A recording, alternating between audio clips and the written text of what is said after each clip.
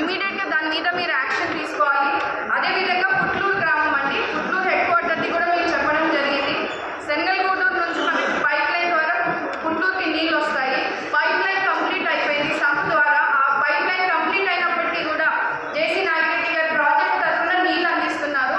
దాన్ని కూడా ఇప్పటి వరకు కూడా దాని మీద ఏ చర్యలు తీసుకోలేదు.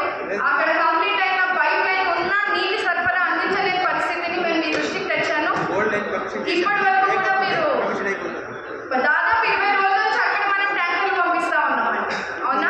దయచేసి దాన్ని కూడా మీరు దృష్టిలో తీసుకొని మిగతా 6 మండలాల్లో కూడా ప్రాధాన్యంగా ఉన్న నీటి సమస్యని, తాగునీటి సమస్యని, మనకి ఏవైతే బోర్డు ఉండి ఎండిపోయినాయో అవి కూడా మరమ్మతులు చేయలేని పరిస్థితుల్లో మీరు చెప్పారు. అండ్ ముఖ్యంగా మాకు సత్యసాయి జిల్లా వాటర్ నుంచి కూడా వచ్చే వాటర్ నార్మల్ కానీ గాలిదెనకు కానీ అవన్నింటినీ కూడా ఆ విలేజెస్కి వాటర్ సరఫరా ఆగిపోయింది. సో దాన్ని కూడా మీ దృష్టికి తేవడం జరిగింది. అది వెంటనే మీరు పరిష్కరించగలిగితే తాగునీటి సమస్యని మనము తీర్చగలిగే పరిస్థితి ఉంటుంది. సమస్య అయితే ఉంది. విజయనగర కాలనీకి మేము ప్లాంట్ కూడా అలర్ట్ చేశాము. కాకపోతే అక్కడ CEO